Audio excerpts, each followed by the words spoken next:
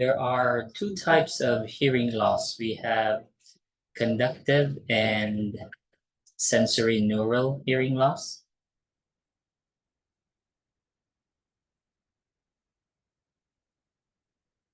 When we say conductive, that means it's usually caused by an obstruction. Now, the obstruction between the outer, middle, and the inner ear can be caused by mechanical. So let's say you put a piece of cotton in there, a piece of tissue, napkin or anything. Okay, there could be a bug there or a big piece of wax, for instance, right? So if there's any mechanical obstruction, that can cause conductive hearing loss. Now, mechanical can also be functional, meaning or a physical obstruction can also be caused by inflammation of the inner ear. So let's say you have an infection there, so the ear canal will swell, correct? So that swelling, that edema, that inflammation there can cause obstruction as well. So that can also lead to temporary hearing loss, all right? So both examples I gave are under conductive hearing loss. And then we also have sensory neural. Sensory neural now involves damage to the inner ear structures, beginning from your eardrum, for instance, to the inner ear, and also damage to the nerve, the auditory nerve. So if the damage is caused by those, then the hearing loss is caused, what we call it, sensory neural hearing loss, okay? We won't cover all of these, we'll only cover a few very common, but the management is similar, which includes nursing interventions, which is mostly how do we take care of these patients? Meaning, first of all, how do you communicate with someone who is hearing impaired? How do you communicate that? Because you need to tell everybody, right, that the patient is hearing impaired. So you have to put signs up, for instance, at least one sign in the room, letting everybody know the patient is hearing impaired. And then, of course, administration of ear drops if applicable. Or if these patients underwent any kind of ear surgery, so you need to know pre and especially post-op care for these patients. All right, so those are the questions you'll see on your blueprint here. So if you review the blueprint, it will tell you exactly those details. All right, I can't show it right now, but you have the blueprint, yeah?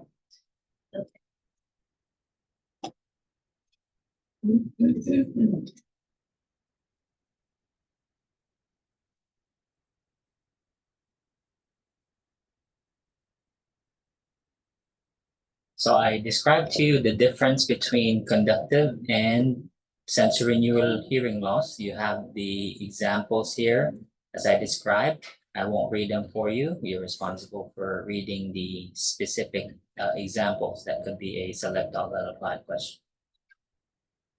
Manifestations when someone is deaf, how do you know they're deaf? Is there a test we can do, like a blood test that proves you're deaf? It's usually behavior, correct? Right. So we do have testing. Let's say the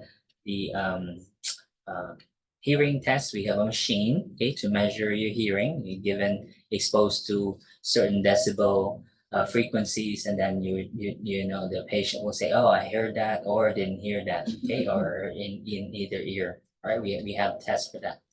Then we have the tuning fork as well. Okay, so doctors will use those, but most of the signs and symptoms are really from the patient's behavior. Okay, when you communicate with them, they say, huh, right? Or they'll say something totally inappropriate. Okay, so outside of what you were asking. What? Okay, so those are and then some of the behavior are also here. The very large volume of the phone, the TV, radio. And can these cause harm? Can they be in danger? Yes, out in the community, you don't hear a car, for instance. Okay, we have electric cars now, so those things don't make a sound, so that can be dangerous, okay, because they make very little noise, so it's dangerous for these people. And we have a chart, okay, telling us how to communicate with with a hearing impaired. So these are some of the behaviors I mentioned earlier: speech deterioration, fatigue, indifference. Can these cause conflicts as well? Well, between relationships in the family? Yes, yeah. People fight, right? 'Cause they thought they heard something, right? Or let's say, what do you tend to develop when you lose your hearing? What do you do now to cope? You learn to read lips, right? And then when you read something the wrong way, or let's say you can't see them clearly, and then they're laughing and then looking at you. So what will this deaf person think? Oh, they're talking about me, right? Okay, so that causes um, conflicts. So prevention, because there are, of course, preventable causes. So let's say exposure under sensory neural damage to the vestibulocochlear nerve or the auditory nerve can be caused by loud noises, for instance. So how do you protect yourself? Okay. So earmuffs, right? So let's say you work in a gun range, for instance, or you're a construction worker working with a jackhammer, right? Or you're an airline engineer, for instance, okay, working with the airline engine. So those are very loud noises. Or let's say you're a sound engineer, right? Or you work frequently with touring bands, right? So those are very loud speakers you're constantly exposed to. So here are the risk factors for hearing loss. This includes people who have these hazards at work. I already mentioned these: exposure to industrial, or just because of the line of work you do.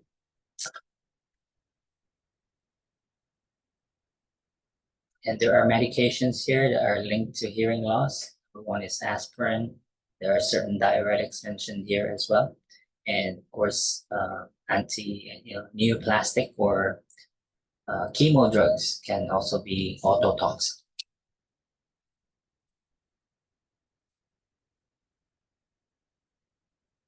Right, management. Management, of course, as far as medical, we treat the underlying cause, but the hearing loss itself can be restored, okay, depending on the cause. But for nursing care, our responsibility here is really maintaining safety, okay, making sure the patient is safe, and then promoting communication. So here's that chart I mentioned earlier, chart 59-5. You have here how to communicate, right? So this will be very good select all outline question. Please read for you. They're practical, self-explanatory.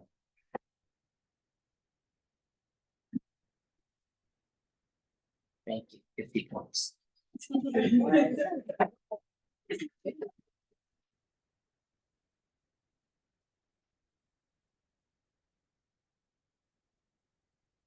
That's it. Any questions on hearing loss? Very good, children. Let's go now to, now I won't cover serum impaction, but I do cover administration of eardrops and ear irrigation, because that's how you clean or manage serum impaction. So you're gonna put eye drops, let's say Debrox. Who has used Debrox on their kids or themselves? You know that over-the-counter thing we put into the ear to soften wax, a Debrox, right? Right, so here's the skill here. So we've got, here's your first QSEN alert. Warm water should be used for irrigation, not cold water. Cold water installation into especially freezing ice cold water, if you put that in your ear, will actually irritate one of your cranial nerves and cause uncontrollable eye movement, known as nystagmus. And here, irrigation that is too forceful can cause perforation of the tympanic membrane, and ice water causes vomiting. Right, so here's your skill. So instilling a few drops of warm glycerin, mineral oil, half strength hydrogen peroxide, okay, for 30 minutes. So this is part of your irrigation. No, sorry, eye drop installation. And we also, I think we have the steps somewhere. I'm not testing foreign bodies. We should not really be doing anything with foreign bodies. It has to be done by a professional, right? So with foreign bodies, don't do the surgery yourself, all right? When I was a young kid, I had an ant. I don't know how the ant got into my ear, but it kept me up. Okay, I was crying. I couldn't sleep. The thing was a bzzz. I could hear what the ant was saying. It was probably 6 or 7 years old. My brother did the surgery with a paper clip. When he got it out, it was alive. I tortured that poor thing. Made it feel what I was feeling. I kept it alive for days. I tore one limb after another, one day at a time.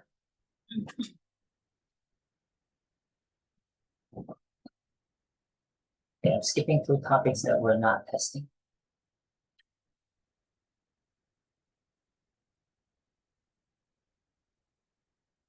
Okay, we don't have this.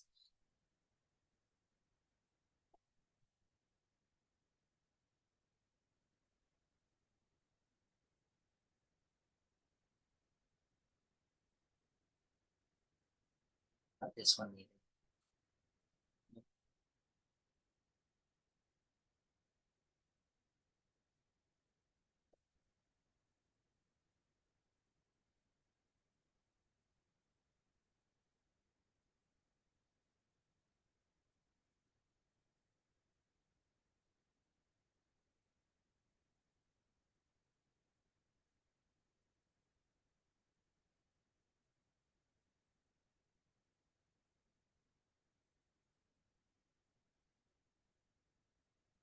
All right. Motion sickness, because this is one of the manifestations of vertigo. Okay, so vertigo is a inner ear disorder. So this causes, you know what vertigo is, right? Severe dizziness, your world turns nonstop, and it causes vomiting, right? Nausea, vomiting, headache. Okay, so since vertigo is managed the same way as motion sickness, so here we are. So these are the manifestations. It's not just um, the vertigo. Vertigo is always accompanied by sweating, pallor, nausea, vomiting. Okay, they always go together.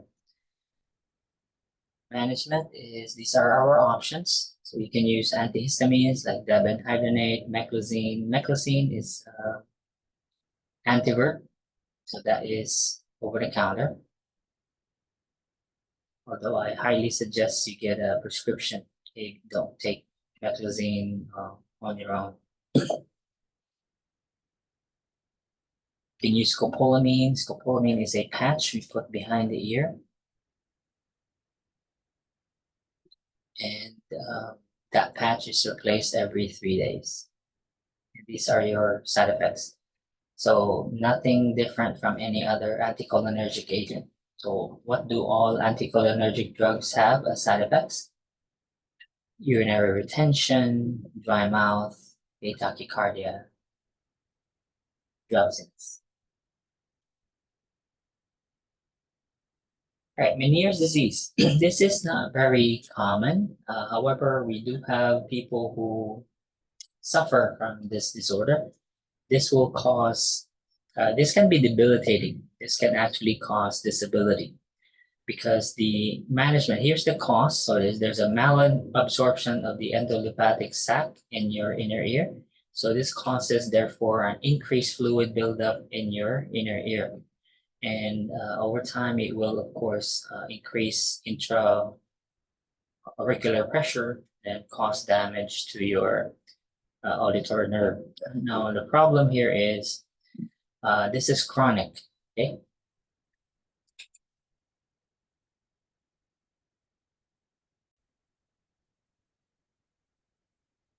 So manifestations of Meniere's disease, there are three classic manifestations.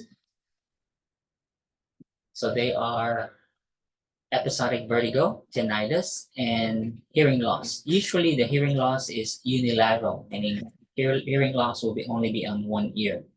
Okay, so imagine yourself having this. So there's constant ringing in your ears. You have vertigo whenever you get up, or what doesn't matter whether you're laying down, sitting, or standing. The earth is just spinning. Okay, and then you can't hear out of your first ear. Can you hold a job? Can you go to school? Okay, so this is again, like I described to you, this is disabling, right? So most people with this, if they can't get it under control, there is treatment. We talk about it under management. And like I said, vertigo is always accompanied by what? Nausea, vomiting, headache, pallor, sweating, okay, or diaphoresis. Okay, so it's incapacitating. So as I mentioned again, this can cause disability.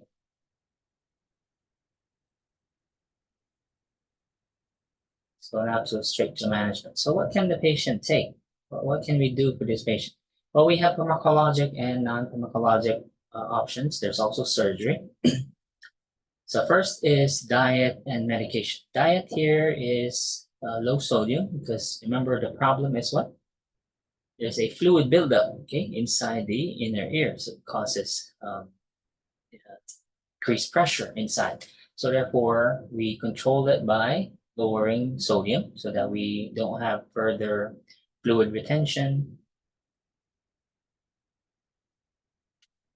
And these are your guidelines. Okay, so diet is a big part of managing Meniere's disease. Please read it on your own. For drugs, nothing really to treat, no cure for, no drug to cure Meniere's disease. All medications here are symptomatic. So we're going to control the symptoms only. So we're going to give vertigo, same medications we mentioned earlier under motion sickness. Okay. However, since one medication won't manage the whole symptom, so it'll be a combination of several symptomatic drugs we can use. So we can start with meclizine again or antihistamines. However, tranquilizers will help because have you ever been nauseous if you're unconscious? No, right? So nausea caused by vertigo means you have to be conscious, right? To experience vertigo. So we knock the patient out. We give them tranquilizers or diazepam, okay, or lorazepam. So we give them the chill pills, right? So we give them the good ones. Okay? However, once the patient's knocked out, so what can they do now? They still go to work? No more. Okay, so again, the explanation is the description of the disorder. This is debilitating. Can give diuretics. Here are your choices. And gentamicin can also be used, okay, injected into the ear. Surgery.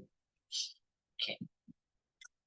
So here are the options, but we're only concerned because we have no role in the surgery. The doctor, the ENT doctor will perform the surgery, but we take care of the patient afterwards. Okay. So we'll focus on the post-op care.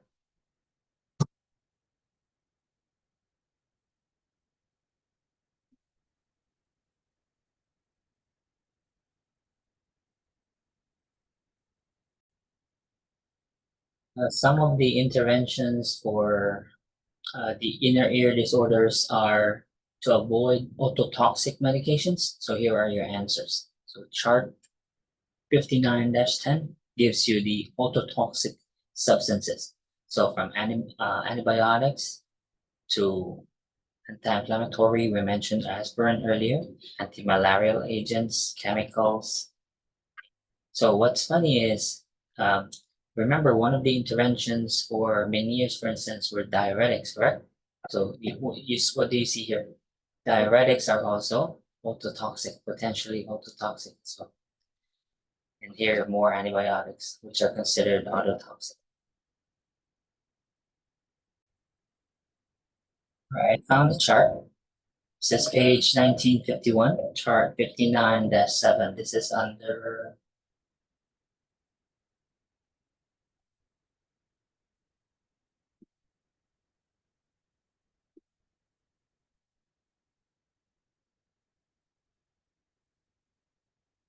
chronic otitis media.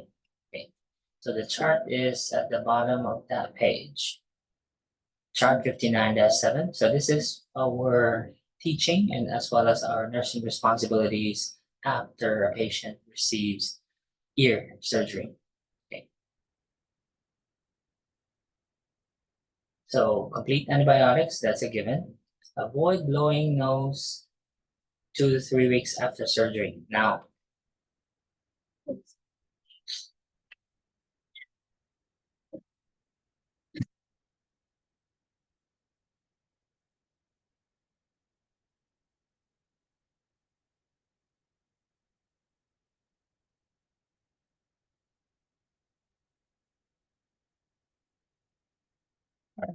so sneeze and cough with the mouth open. No heavy lifting over 10 pounds.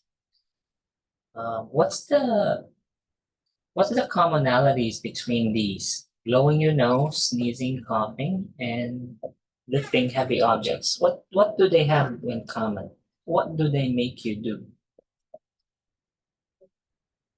Take a deep breath and hold it, right? Okay, can you do that? Um, can you sneeze and cough without taking a deep breath and holding? Can you exhale and then sneeze?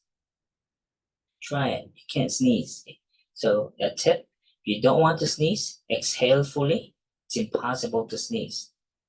Okay? Because you need air in your lungs in order to sneeze, yeah? Yeah, try that. Good luck though. So same thing with lifting heavy objects. So this don't be too narrow-minded. That's what I'm trying to say. So what are other activities that involve the person taking a deep breath and holding it, which we do when we cough, right? When we sneeze or when you blow your nose, yeah? Or when you're lifting heavy objects, correct? So does this also include when you bend down to tie your shoelaces? Yes. Does it include having sex? Yes, that's a lot of taking in a deep breath and holding it, right? So same thing also when you're straining, correct? Let's say you're giving birth to a third, okay? So you do that as well. So these things are not listed here, but they are the same exact activities, all right? So on the NCLEX, if you have more than what's listed here, okay, always consider, does that require me to take in a deep breath and hold it? The answer is yes, then that's an answer. Okay. Good thing about uh, eyes, ears problems, they have the same restriction because where do you find your ears and your eyes? The same head, right? What about for the brain? Same thing. So it's the same concept. Okay, so if your patient is post-op or let's say post-head trauma, which includes brain surgery, correct? So that's still head trauma. So it's the same restrictions, right? Because they're all in the same skull. Does that make sense? All right, so you don't have to memorize things separately. All right. Okay, so this is normal. Patient will feel some popping and cackling sensations in the ear up to 3 to 5 weeks. Then there will be temporary hearing loss, but it should get better a few weeks after the surgery. And then report these excessive, of course, there will be some drainage. The patient just had surgery. Yeah, there will be some drainage, but not excessive, right? Or purulent, is this normal drainage? Now, there's pus coming out. Is that normal? Because of course you report that. Avoid getting hair wet. Now here, this again requires you practical thinking. Use common sense. When it says avoid getting water in the operative ear, so what does that mean? Can you go swimming? Can you take a shower? Well, if you take a shower, what should you put over the ear? Okay, a shower cap. Make sure. Now, can you take a bath? Technically, yeah, just don't put your head in the water, yeah? You see what I'm saying? Okay, so here, what about this one? Putting a saturated cotton ball with petroleum jelly. What's petroleum jelly? Can water pass through wax? No. Okay, so this one is a protection. Okay, so if you have to get your head wet, make sure you put this in the upper ear. All right. And of course, change it. Okay, don't use the same cotton ball for days. Okay, change it daily. All right, so that covers the post-op part. Any questions on the eye and ear problems? Okay, let's review. Let's make sure we covered all the topics.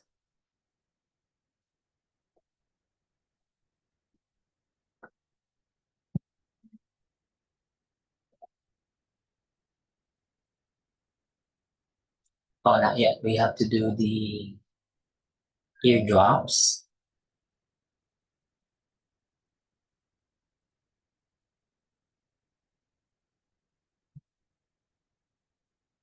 We did the ear surgery.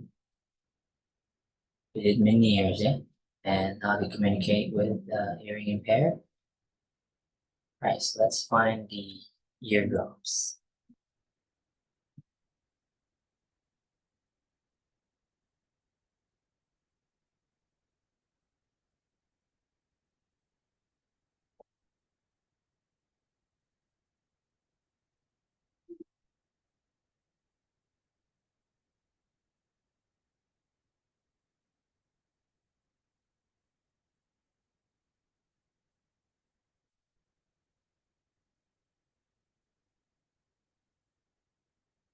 Oh, wait a minute. You did this in pharmacology already and also in fundamentals, yeah? How to administer eardrops? You should. Because when you discuss medication, it covered everything, oral, otic. So this is otic medications. Okay, so please review how to administer eardrops. Okay, that's the end for